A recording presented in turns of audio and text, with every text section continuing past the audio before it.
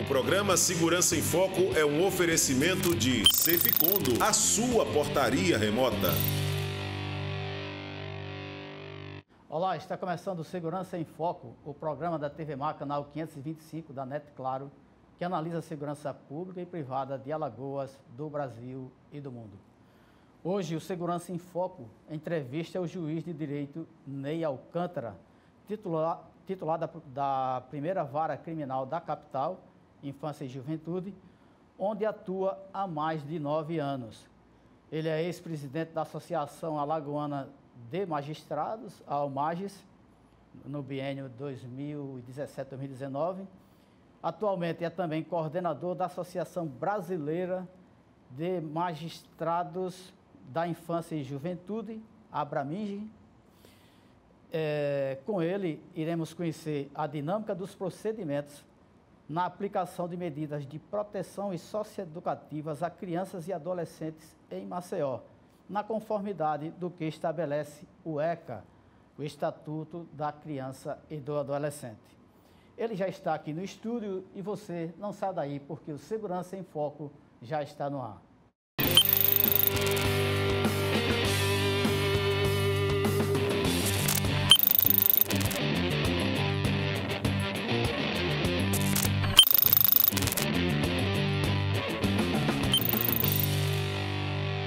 O programa Segurança em Foco é um oferecimento de Ceficondo, a sua portaria remota.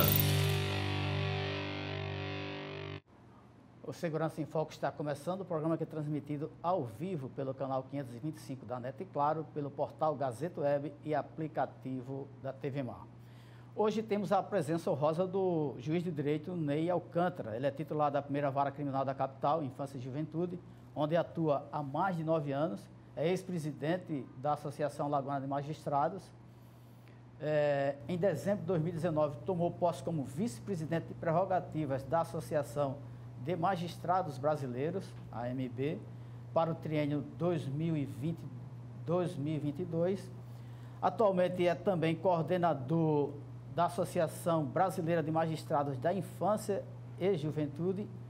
E com ele iremos conhecer a dinâmica dos procedimentos na aplicação de medidas de proteção e socioeducativas a crianças e adolescentes em Maceió, na conformidade do que estabelece o Estatuto da Criança e Adolescente.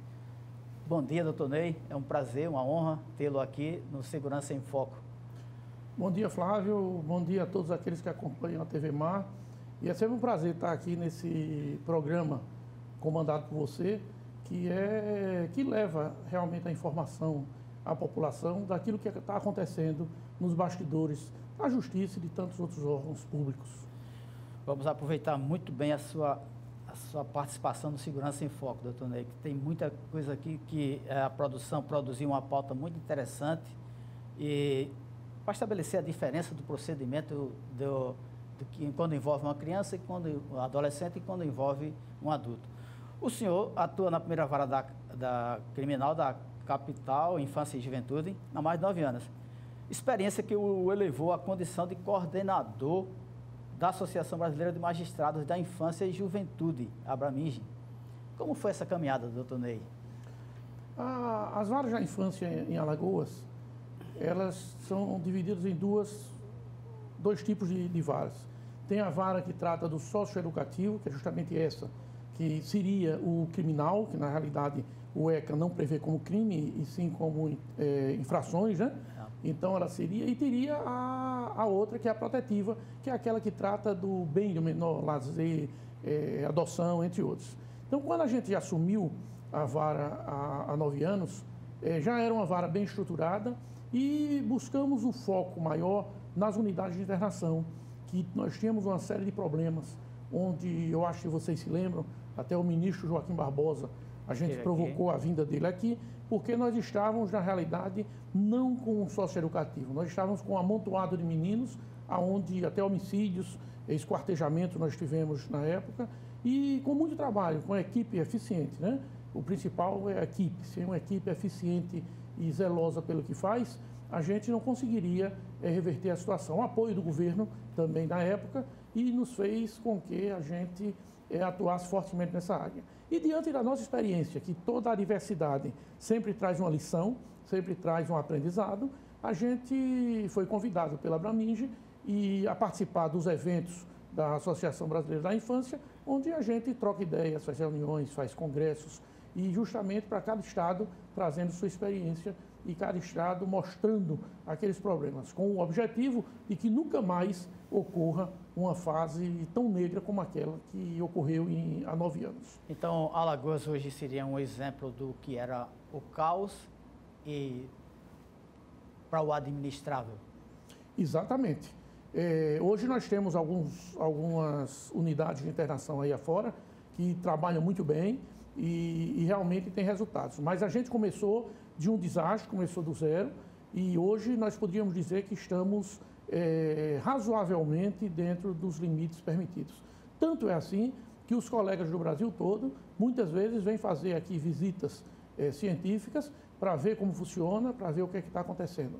Recentemente recebemos os colegas do Pará, onde fizeram visitas locais. O recentemente que eu me refiro foi antes da pandemia, porque depois da pandemia houve essa pequena pausa, e vieram aqui tirar as ideias. E sempre, como eu digo, mesmo quando eles vêm tirar as ideias, a gente consegue as ideias também deles para aprimorar coisas que eles mostram que na realidade não é.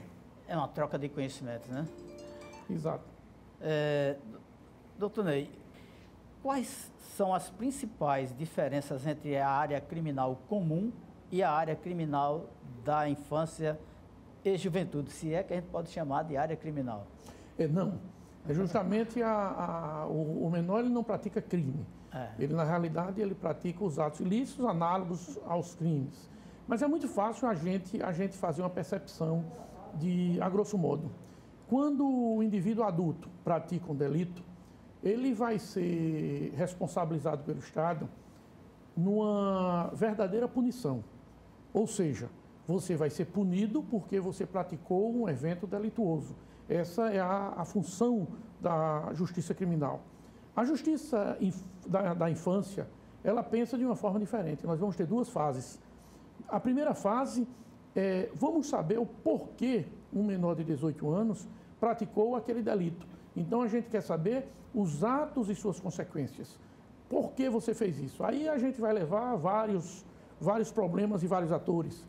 A gente vai levar a questão social, o governo do Estado, como eu referi, lato sensu, não é governo do Estado, é governo lato sensu do Brasil, as condições de ambiente dele, a responsabilidade da família, responsabilidade dos pais, dos vizinhos, do colégio. Então, é um estudo socioeducativo, que a gente vai usar uma equipe interdisciplinar. Então, nós vamos ter sociólogos, nós vamos ter pedagogos, nós vamos ter psicólogos, e tudo isso nós temos na nossa vara. Feito essa primeiro apanhado de por que ele praticou aquele ato, aí vamos fazer o segundo ato, que não é punitivo, que é aí que muda do direito penal, que é punitivo. Agora, o segundo ato é, o que é que eu vou fazer para recuperar esse menor? O que é que eu vou fazer para ressocializá-lo? Por isso nós chamamos que a medida é de ressocialização. Então, eu preciso tirar ele da comunidade, eu preciso afastá-lo dos pais, se os pais estão, a sociedade que está criando problema, então eu busco colocar ele em colégios, eu busco colocar ele numa sociedade melhor, e isso, evidentemente, não se faz da noite para o dia. Por isso que, às vezes, a gente precisa manter um intervalo onde esses profissionais vão começar a trabalhar com esse menor. É difícil, mas a gente consegue. Doutor Ney, já existe assim uma padronização da forma de atuação das polícias no trato ao menor? Por exemplo, aqui em Maceió você tem delegacias especializadas, em Arapiraca também tem, mas nas demais unidades, regiões policiais, não tem as unidades especializadas para a questão do adolescente, né?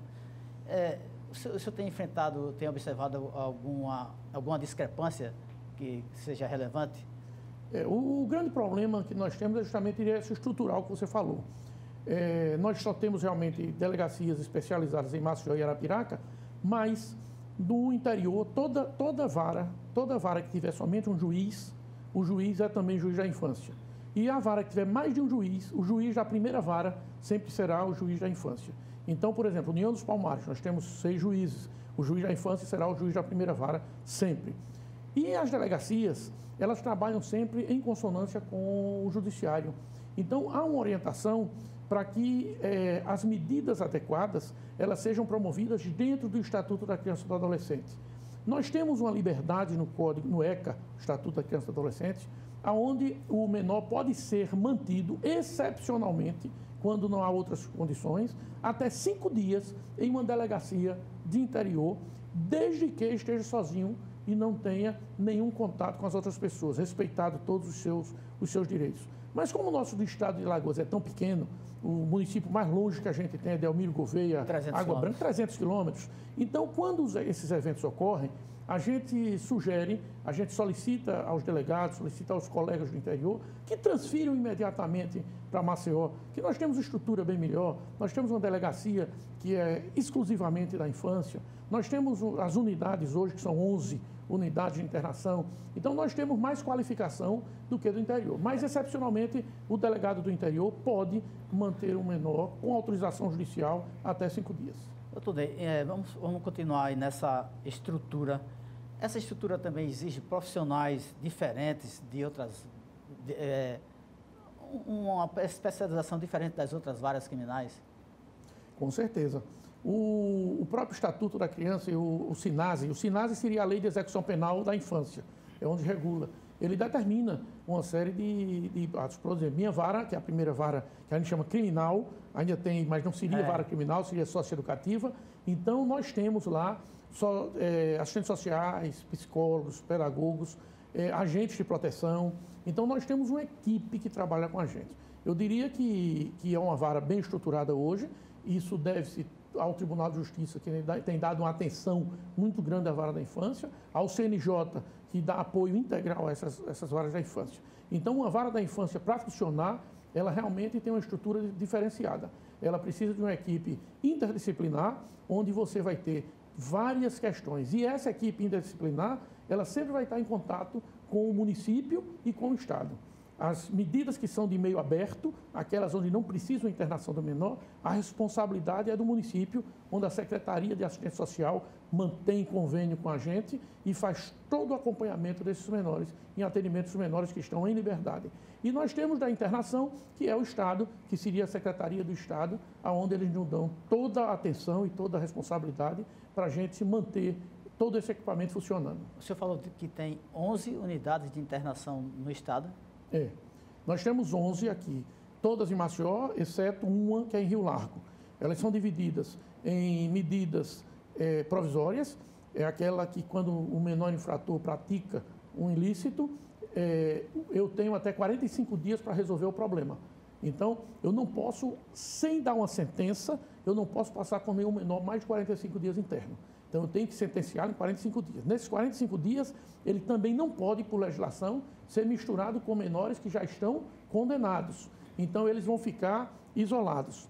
Então, eu tenho de medidas provisórias, que é isso que a gente chama das provisórias, que é a maioria do seu número. Essas provisórias, elas são divididas também em questões de tipo da periculosidade do menor, né? Você, por exemplo, um estupro, você conhece bem a área e sabe que a gente não pode jogar um menor no meio, porque há aquela rejeição por parte dos próprios menores.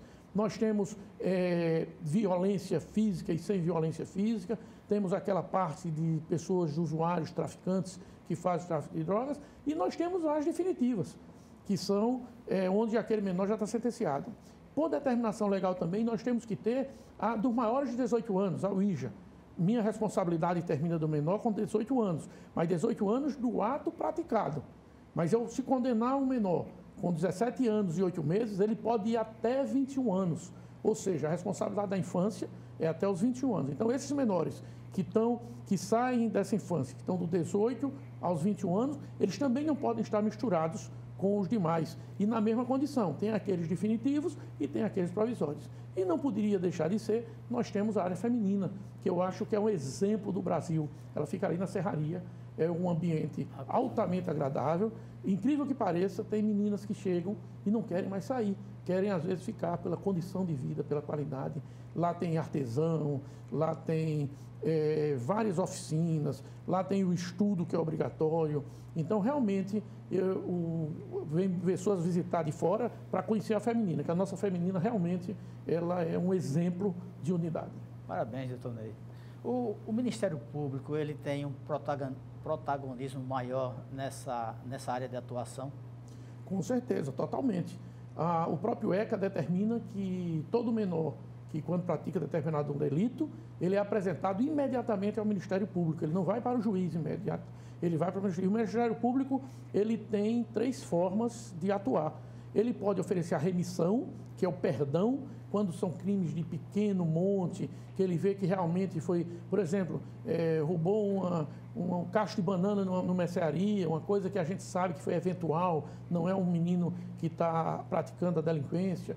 Então, o Ministério Público tem poderes de tal a remissão, ou seja, perdoar ele daquele processo, e pode mantê-lo em liberdade sem dar permissão e encaminhar ele ao juiz com audiência prévia. E, se pedir a internação dele, é essa que o juiz tem que receber imediatamente, e a partir daí da internação dele, da apreensão dele, ele fica, o juiz fica com 45 dias para fazer o julgamento. Então, o Ministério Público, aqui em Alagoas específico, tem uma grande atuação. Nós temos 3 promotoras de justiça trabalhando nessa área, que elas dividem entre si, entre o núcleo, e com certeza vem fazendo um grande trabalho.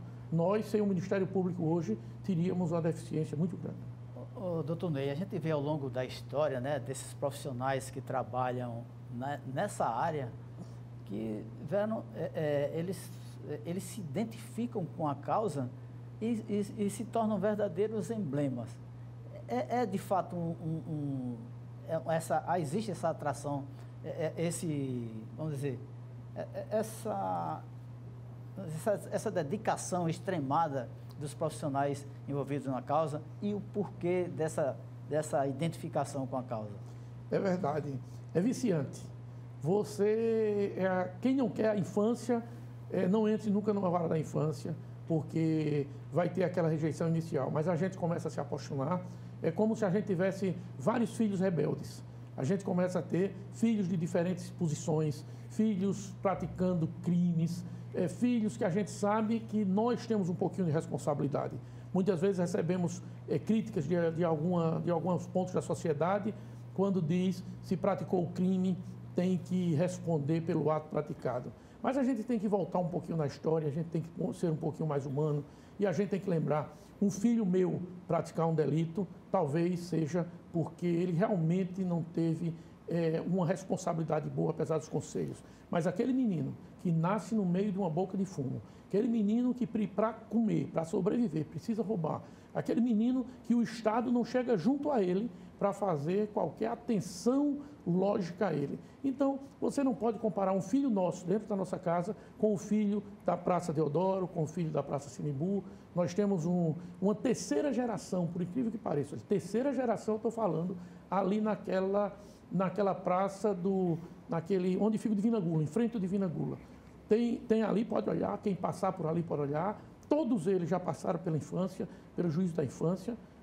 Agora mesmo tem 2 gêmeos que responderam problemas. Então, cadê o Estado para resolver isso, né? É aquilo que a gente diz. Será que eles são eternamente culpados? Será que eles são culpados por passar fome? Será que eles são culpados por dormir na chuva e no sol e não ter, às vezes, ter R$1, 2, e às vezes serem maltratados também, que isso acontece por pessoas com menos sensibilidade.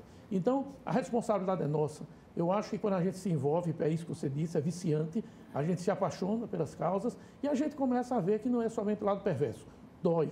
Tem menores, tem crianças perversas. Tem menino com 12 homicídios, com 7 homicídios, a gente sabe. Mas ele é um produto do meio, ele é uma questão que eu acredito que a longo prazo, talvez eu não veja isso, mas eu acho que a longo prazo a solução do nosso país, a solução do mundo é a gente cuidar das nossas crianças desde o berço, desde o cuidado, para que elas não precisem delinquir para sobreviver. Porque essas crianças, ela percebe o Estado exatamente quando vai punir.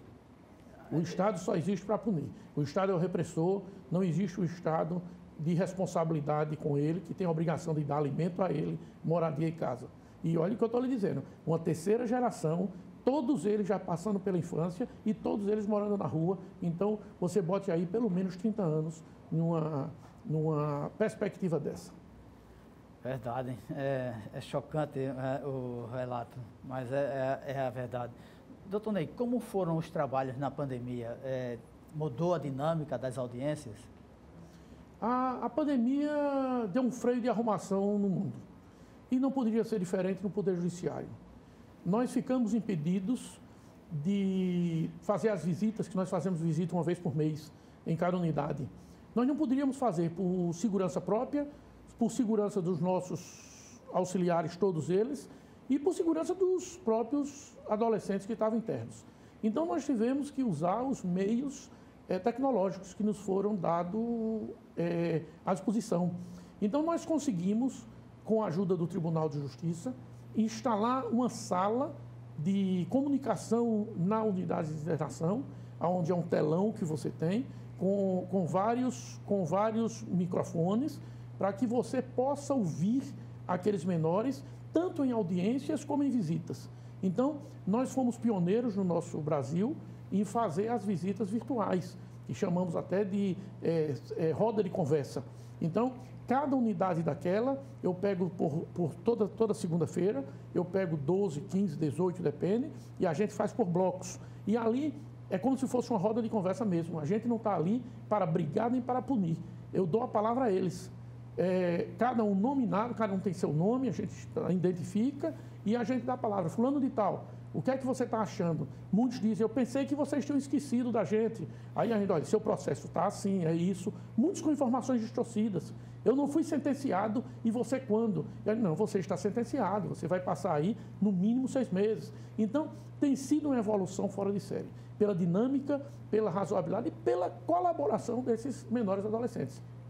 Eles têm participado de forma brilhante. É uma espécie de acolhimento, né? De acolhimento, exatamente. E de forma pioneira. Parabéns, doutor Ney. Para os adultos, nós temos penas. Para crianças e adolescentes, medidas de proteção e socioeducativas. Como elas são aplicadas, doutor Ney? Qual a gradação? Nós temos no ECA o artigo 101 e artigo 102, que ele faz essa divisão. As medidas protetivas, como o próprio nome está dizendo, é aquele menor que está sofrendo por algum tipo de abandono, uma violência do pai, uma violência da sociedade. Por exemplo, esses menores que eu lhe falei que está na 3ª geração, eles deveriam ter tido uma medida protetiva. O Estado deveria ter chegado lá e o Estado deveria ter botado colégio, abrigo, casa para ele morar, trabalho para a sua família. Isso é a medida protetiva, ou seja, ela não tem um cunho de responsabilização. As medidas socioeducativas é diferente, é quando o menor pratica um ato ilícito. Qualquer ato que exista no Código Penal ou na Lei de Contravenções que o menor pratique, apesar de tecnicamente ele não praticar aquele crime, ele pratica um ilícito análogo àquele crime que pode ser responsabilizado. Então, nós poderíamos dizer, para entendimento do pessoal que está ouvindo isso aí, as medidas protetivas, elas seriam as medidas de prisão de meio aberto e meio fechado. Seria mais ou menos isso, só que a gente não usa prisão. Menor não é preso, menor é interno. Ele não tem aquela prisão. Mas é uma terminologia que até alguns estudiosos, eles são até contra essa terminologia, fazem crítica, porque eles dizem o seguinte, que dá a impressão, a falsa impressão à sociedade de que o menor não é punido. Não é punido. Aí diz, o menor não é preso, o menor é preso, só que o nome não é preso, o nome é interno. Mas tem unidades que o menor passa 3 anos, às vezes, por delitos, dependendo do comportamento dele. Então, a grande diferença é essa. O senhor é a favor da mudança da terminologia? Eu acho que a terminologia devia ser mais divulgada. Ela é irrelevante para o nosso trabalho. Agora, os menores usam isso muito como argumento. O que eu acho é que o ECA é uma das maiores leis, foi inovadora na América Latina, é uma lei reconhecida no mundo inteiro, mas, como tudo envelhece, nós envelhecemos, a lei envelhece. Então, ela precisa realmente de uma reforma. A gente precisa fazer uma análise se esses 3 anos é suficiente. Você sabe dos maiores problemas que nós temos na infância, e isso é conhecido do mundo, eu diria, do mundo que faz a delinquência. O juiz da infância não tem dosimetria da pena. O que é dosimetria da pena? É quando o juiz criminal, ele avaliza a sua conduta por vários fatores, em regra são 8 fatores, aonde ele vai lhe dar um X número de pena. Então, se você pratica um homicídio e outro pratica um homicídio, não quer dizer que os dois vão ter 12 anos de prisão. Um pode ter 8, outro pode ter 7, porque vai ter elementos, sua participação, se foi maior, se foi menor, se você tem antecedentes. Na infância nós não temos isso. Na infância, se o menino praticou um furto ou praticou um homicídio, a pena é a mesma. Ele vai ter de 6 meses a 3 anos. Então, o juiz não faz essa dosagem. O juiz faz essa dosagem que pode, no caminho do cumprimento, liberar aquele que está bem comportado, que fez um ato menor. Então, isso traz uma angústia para a gente. Como é que eu vou condenar um menor, vou internar um menor com prazos diferenciados e, às vezes, com atos tão diferentes e tão violentos? Um latrocínio, aí o máximo que eu posso dar é 3 anos. Então, a nossa sugestão, que isso a gente vem em trabalho aí, muito discutido ainda, é que houvesse uma flexibilização um pouquinho maior e houvesse um poder do juiz fazer essa dosimetria. Falando em dosimetria, o menor leva esse registro para quando adulto? Não. Tudo que acontecer como menor, ele fica em sigilo, guardado. Agora, eu sempre digo aos menores infratores, fica guardado para divulgações públicas, mas, por ordem judicial, por exemplo, com 21 anos ele praticou determinado delito, ele oficia a infância para saber se tem antecedentes daquele menor, e isso é informado. Agora, isso não pode ser levado em consideração para nenhum ato punitivo, nem para divulgação daquele menor. Isso vai ser apenas para conhecimento do juízo, do Ministério Público, de como está tratando. Então, tudo que pratica como menor, ele deve ser mantido em sigilo e resguardo. Ele apaga com a maioridade? Apaga com a maioridade. E, às vezes, quando vem a maioridade, vem muito pior do que a menoridade. Então, é verdade. Doutor Ney, então, as penas mínimas, 6 meses? De internação, de 6 até 3 anos. Agora, acontece o seguinte, ela tem que ser reavaliada. Se eu der 3 anos ao menor, máximo de 3 anos, a cada 6 meses eu tenho que reavaliar ele. Aí acontece um fenômeno bem interessante, que às vezes as pessoas não se apercebem. Vamos supor que está interno o menor de 6 meses a 3 anos, porque um praticou roubo, sem violência, e o outro um homicídio. O do homicídio é faccionado, que são muitos, infelizmente a realidade nossa é essa. Aí o que é que a facção diz para ele? Seja obediente e respeite tudo lá dentro. Então, o monitor faz, senta aí, ele senta. Sim, senhor. Tudo, não faz nada de errado, faz tudo certinho. Então, com 6 meses, quando eu vou reavaliá-lo, eu vou ter um laudo psicológico, um laudo de assistente social, de que é um menino perfeito, que se ressocializou, que está dentro da sociedade. Esse aí, com 6 meses, eu vou ter quase uma obrigação de liberar ele. Aí vem o outro, que é um menino paizinho de família, filhozinho de papai, mais ou menos, revoltado. Aí o monitor diz... Senta ali, eles não sento não, filho disso. Você vai comer isso? Não como não. Aí parte para dar em monitor, parte para brigar com os colegas. Quando vem a avaliação, vem terrível. Então, aí eu tenho que dar mais 6 meses àquele menor. Ou seja, quem praticou homicídio, com 6 meses às vezes está saindo. E quem não praticou, pelos fatos que ele cria lá dentro, ele termina sendo progredido. São esses detalhes que a gente tem que fazer, ter muita cautela, muita análise, para que não haja, vamos dizer, uma injustiça nesses casos. Quais são os direitos ofertados aos adolescentes em conflito com a lei durante o cumprimento dessas medidas socioeducativas? São todos os direitos que o cidadão deveria ter quando está abandonado na rua ou na favela. Ele tem colégio, todas as matérias matriculadas, ele tem educação religiosa, ele tem direito a lazer, ele tem alimentação nos três expedientes, mais os lanches, com nutricionistas acompanhando toda essa matéria. Ele tem direito a visitas das suas famílias e aqueles que já têm um relacionamento conjugal têm direito, inclusive, a visitas íntimas também. É evidente que agora está meio suspenso isso por causa da pandemia, mas também tem isso. Então, e ele tem uma formação, que é isso que às vezes dói a gente escutar e é fácil da gente explicar.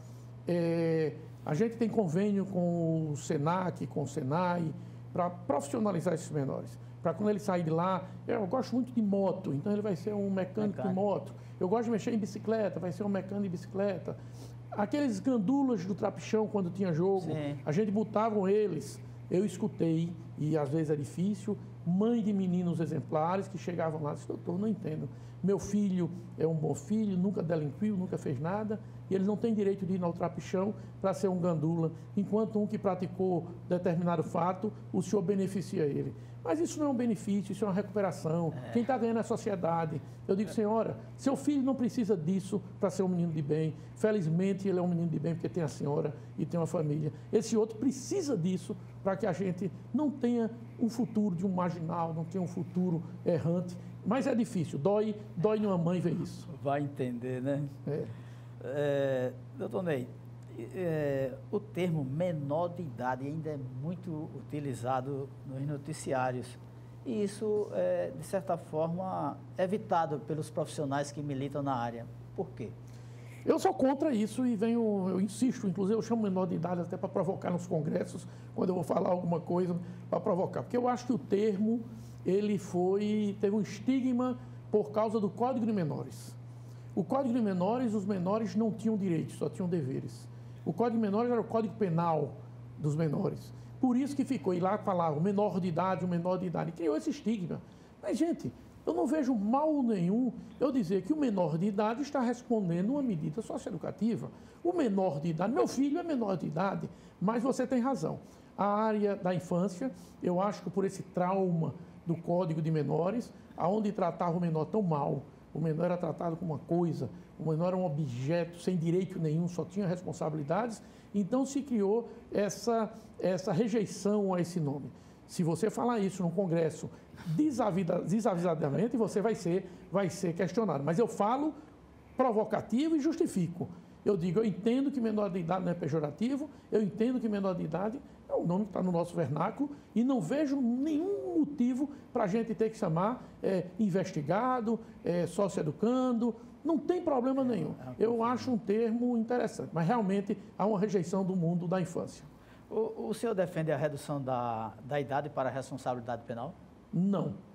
Eu defendo a ampliação dos 3 anos, como eu disse, com a dosimetria, onde eu devo ter. Se você reduzir para 16 anos, você apenas vai deslocar o uso dos menores de 18 a 16 anos para os 16.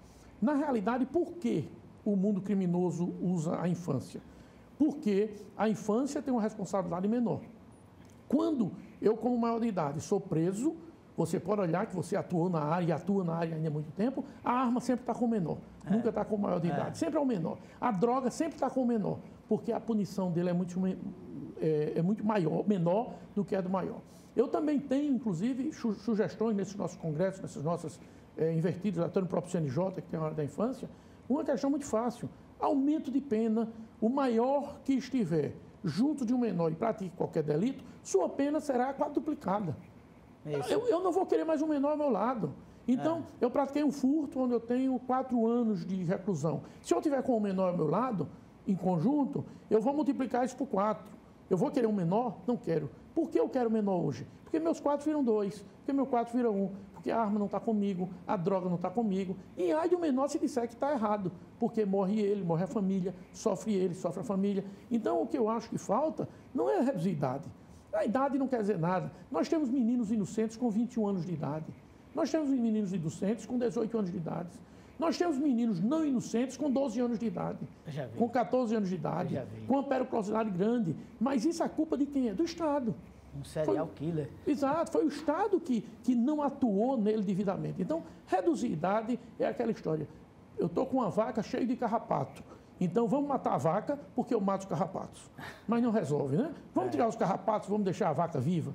Então, a infância precisa da nossa proteção. Esses meninos de 18 anos são crianças, são adolescentes, com atos perversos, muitas vezes, mas eles merecem a nossa proteção, eles merecem o nosso respeito. Se a sociedade no todo começar a ter essa visão, tentar buscar recuperar essa infância, com certeza nós chegamos no Brasil melhor. E uma rediscussão, né, sobre o ECA, como o senhor já avalia por essa necessidade, né, de uma rediscussão, uma atualização do próprio ECA.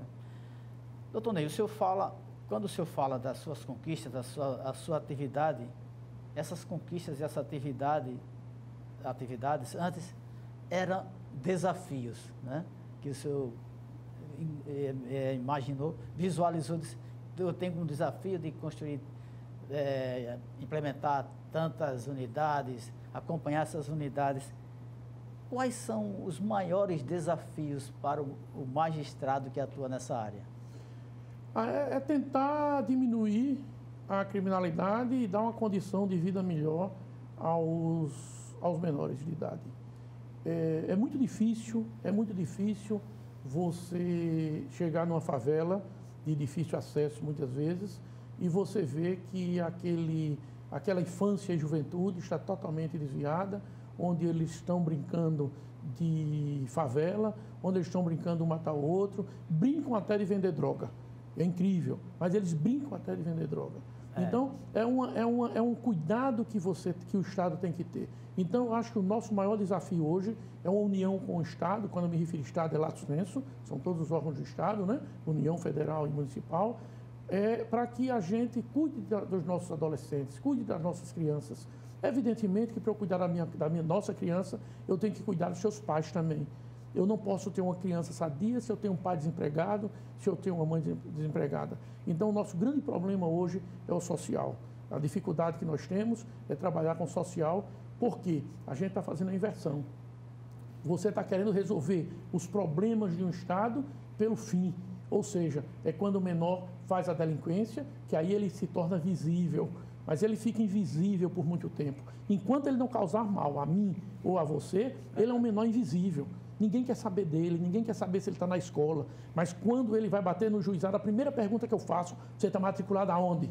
Não está? A partir de amanhã eu vou lhe matricular. Por que eu não fiz isso antes? Porque o Estado não foi lá, não mandou sua equipe para saber, você não está matriculado, você vai ser matriculado amanhã. Então, esse é o grande nosso problema. Nosso grande desafio é que o Estado se responsabilize por essa área social. Eu cheguei a publicar um artigo na Gazeta, o título era Brincando de Bandido. Essas crianças brincando de traficante, aí já faz o fuzil, o revólver, a boca, isso que o senhor falou. Então, qual o futuro dessa criança? Por que o Estado já não intervém nesse momento, né? Exatamente. Aí, como o senhor disse, vai esperar ser notado? Quando é que ele vai ser notado? Quando praticar um delito? Não pode ser. Os heróis dele é a criminalidade, né? O herói dele é aquele que manda, é aquele que, se ele se faccionar, ninguém mexe com a família dele, ninguém mexe com a irmã dele, ninguém mexe com a mãe dele. E se ele for um menino honesto, ele vai sofrer consequências gravíssimas pelo ambiente que ele está. Doutor Ney, o senhor falou das facções criminosas. Elas já influenciam de forma muito efetiva nas unidades de internação? 100%. Eu, inclusive, tenho muita dificuldade, é uma das maiores dificuldades minha, que eu tenho me dobrado à equipe técnica ainda, mas, para mim, eu não aceito aquele diálogo inicial de quando o menino é apreendido. A primeira pergunta que faz a ele, de qual facção você pertence?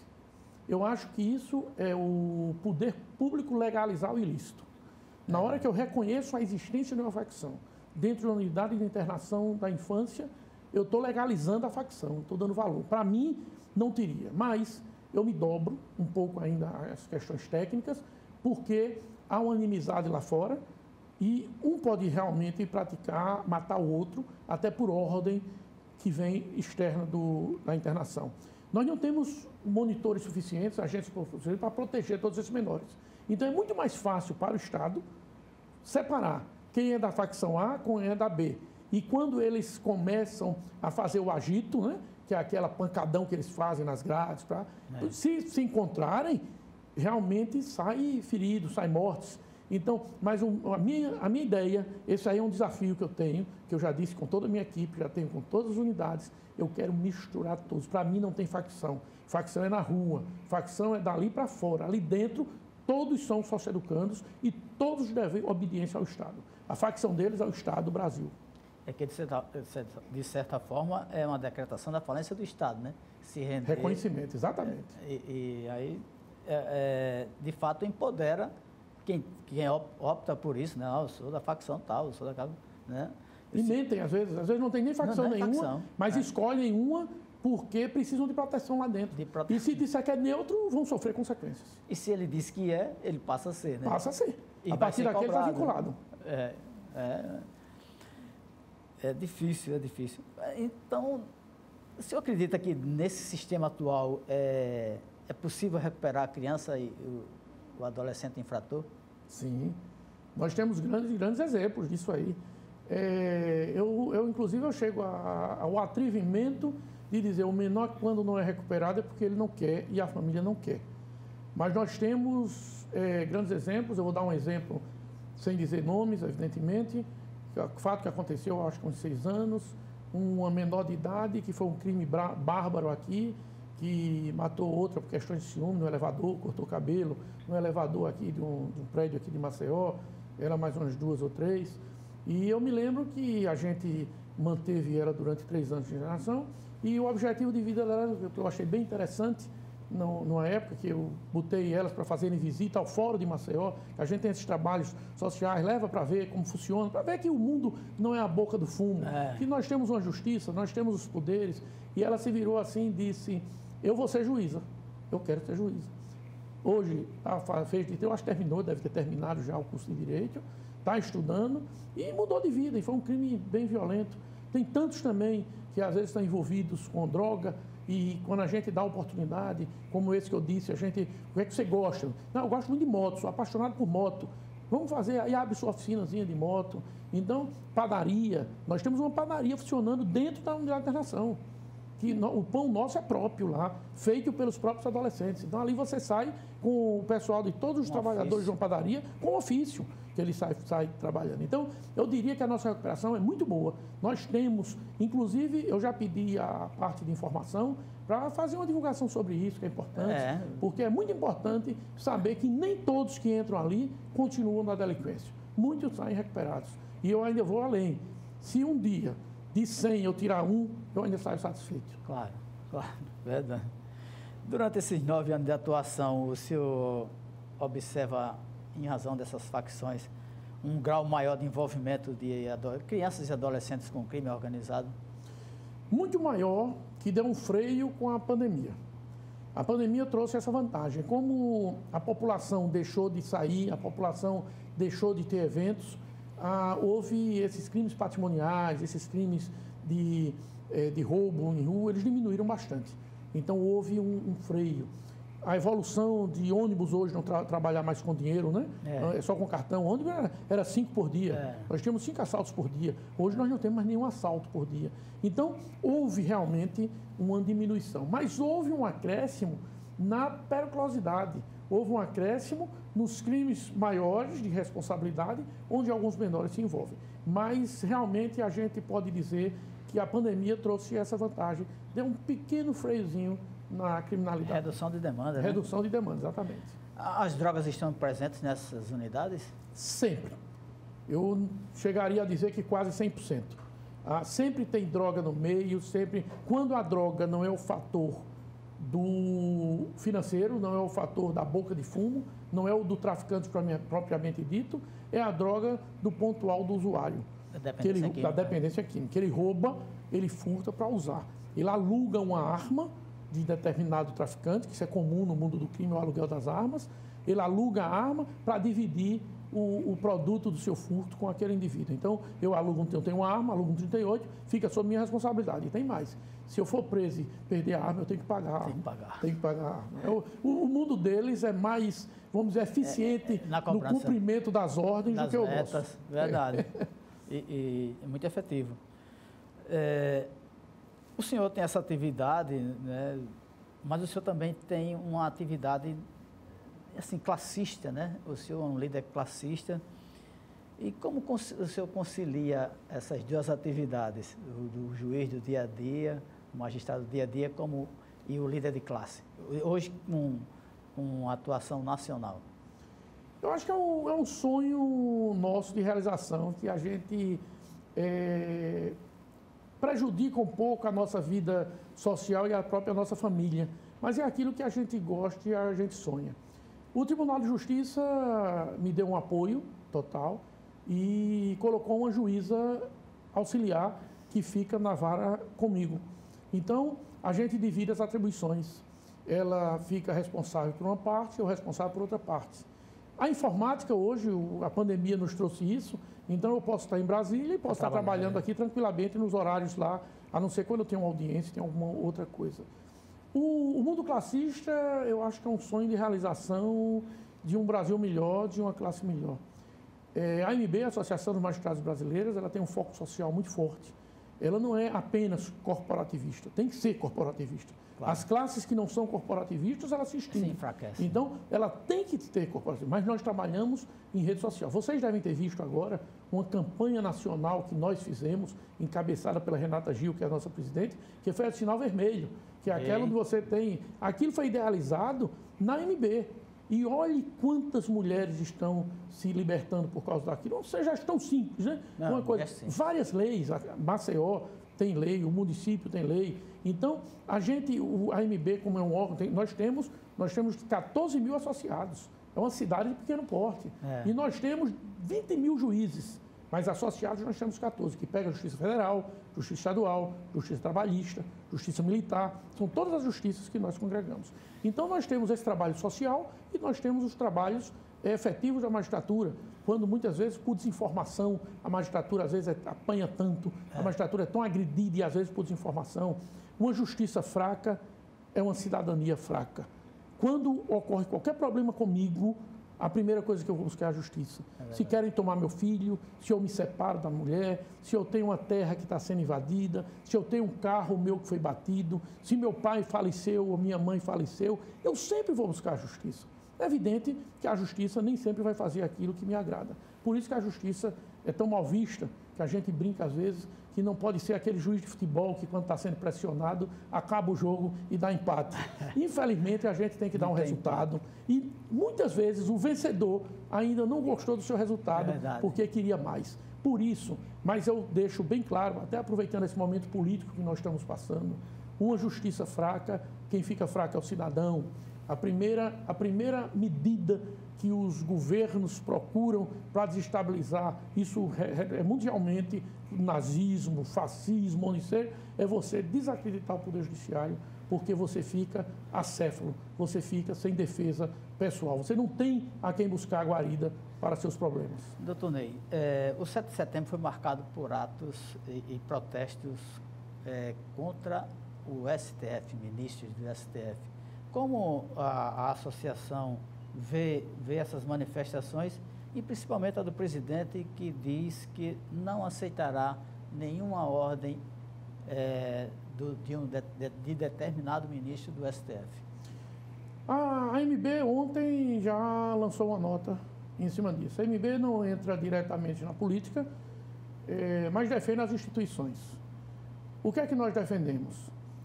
Democracia sem instituições respeitadas e fortes não é democracia.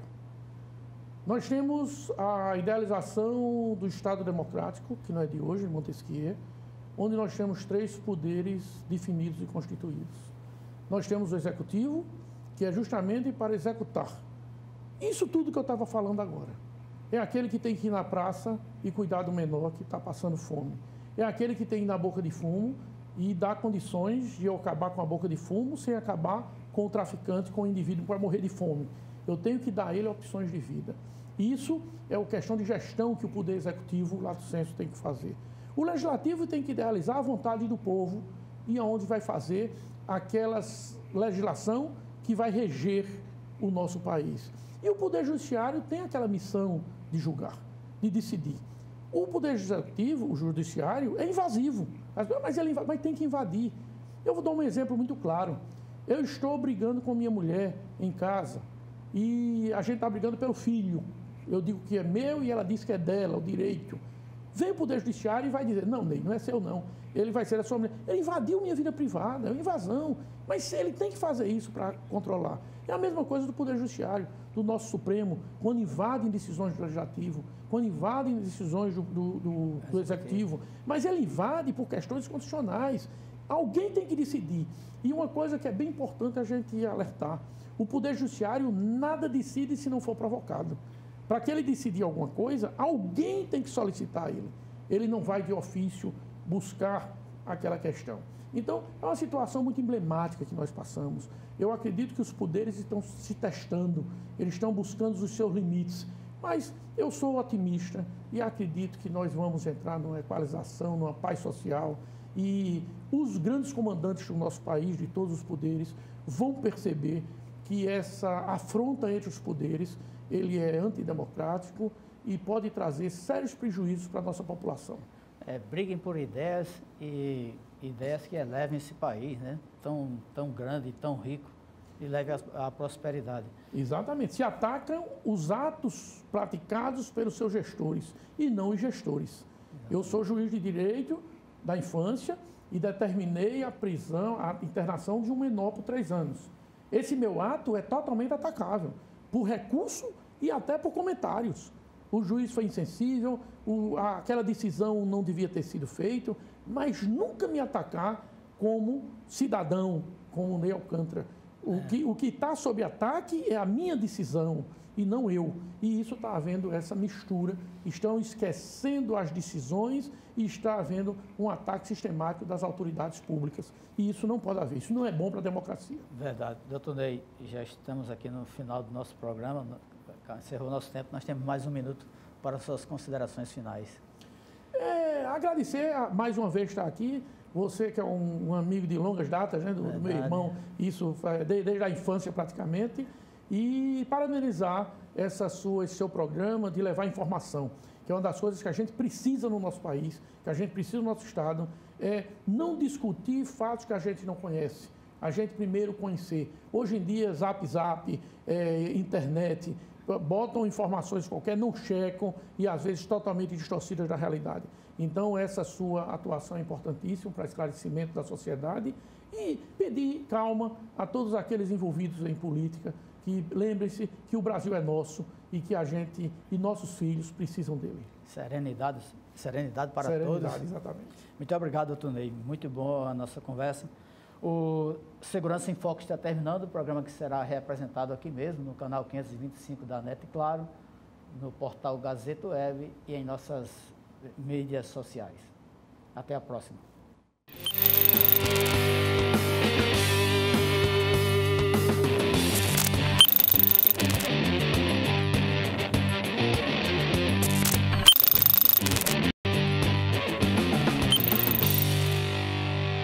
O programa Segurança em Foco é um oferecimento de Ceficondo, a sua portaria remota.